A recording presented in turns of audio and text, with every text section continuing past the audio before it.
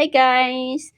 Gagawa po ako ng merienda ko kasi nasasayang po yung mga tira-tirang gilid ng tinapay ko po ito. Ito po ay patsyam lang na gagawin kasi siyempre wala po tayong makain. Ayoko din po mag-waste ng money. So, ito po ay imbento ko lang. So, pero ipakikita ko rin po sa inyo mamaya kung ano ang mangyayari. So, ito po yung aking gilid ng tinapay ko po. Kasi bumili po ako ng tinapay, ayaw po ng mga alaga ko ng gilid ng tinapay. So, ibababad ko siya mamaya po sa freeze milk. And then, may isa po akong itlog. Ayan. At saka may kaibigan po akong nagbigay sa akin ng nilagang ubi. Ubi po ito. Ubi po na from Philippines. So, nilaga ko po ito. Kaya lang hindi ko po siya naubos. So, nai-ref ko siya. Then, ihalo ko rin po yan mamaya. Babalatan ko siya muna. Then, ito po yung aking condensed milk. So, sweetened milk ko po yan. So, irarambol ko po muna siya. Saglit lang po ha. At ibabalatan ko po muna ito. At saka ito po, ibabad ko po ito sa fresh milk. So, ito na po yung aking yung gilid ng tinapay na ibinabad ko sa fresh milk. Yan. So, kailangan ko pong pinuhin ito ng pinuhin. At saka ito po yung aking yung ubi ko po kanina. Yan. So, naimash-mash ko na rin siya. So, ipaghaluin ko lang po siya. Paalala ko po, invento ko lang po to na merienda kasi ayoko lang po magtapon ng mga pagkain sa rest, no? Ayan. And then, maglagay po ako ng isang itlog. Yan.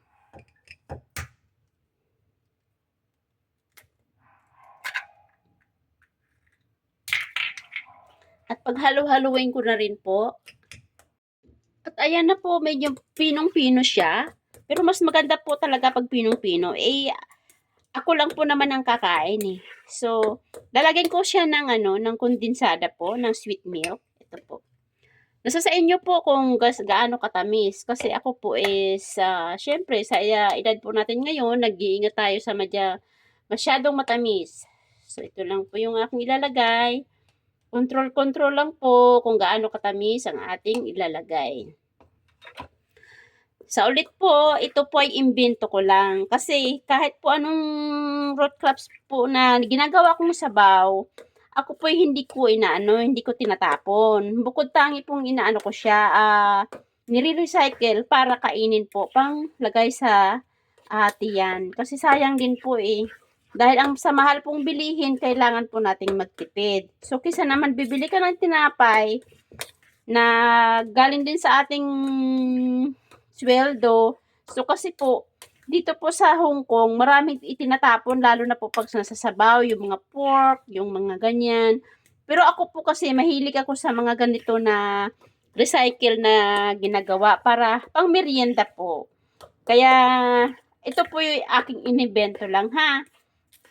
So, kukuha po muna tayo ng lanera para lagyan. So, ilagay na po natin. Ayan.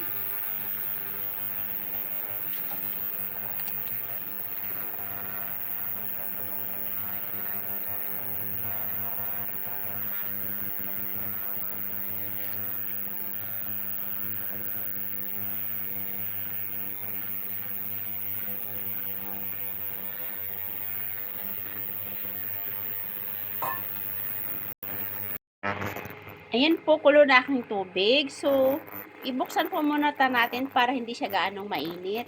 At babawasan po natin yung apoy. Yan. Para dahan-dahan po siya. Hindi siya biglang umalsa. So, ilagay ko na po yung aking Yan. Para dahan-dahan po siyang maluto. Yan. Kahit ano pong root crops po na galing sa sabaw, ay ginagawa ko po yung ganito. Para hindi po sayang. Laman din po ng natin yan ng tiyan. So, katulad po ng patatas, carrots, ginaganyan ko po siya para nire-recycle ko po siya. Para lang po sa akin ha. hindi po sa mga amo ko, para lang po sa akin. Kasi sayang po kasi ang mahal-mahal po ng bilihin. So, nire-recycle ko siya para sa sarili ko kasi marami naman po kasing bumibili lang po ako ng yung pandagdag katulad po ng fresh milk at saka yung condensed at saka mura lang din naman po yung yung itlog. So, ito na po at i-steam ko po siya ng 45 minutes. Yan. Ayan po siya, i-steam ko siya ng 45 minutes with low fire lang po. Dahan-dahan lang po para hindi siya biglang umalsa. Ayan po, tingnan natin mamaya kung ano ang kinalalabasan. Ayan na guys, after 45 minutes, see? Try natin kung okay na.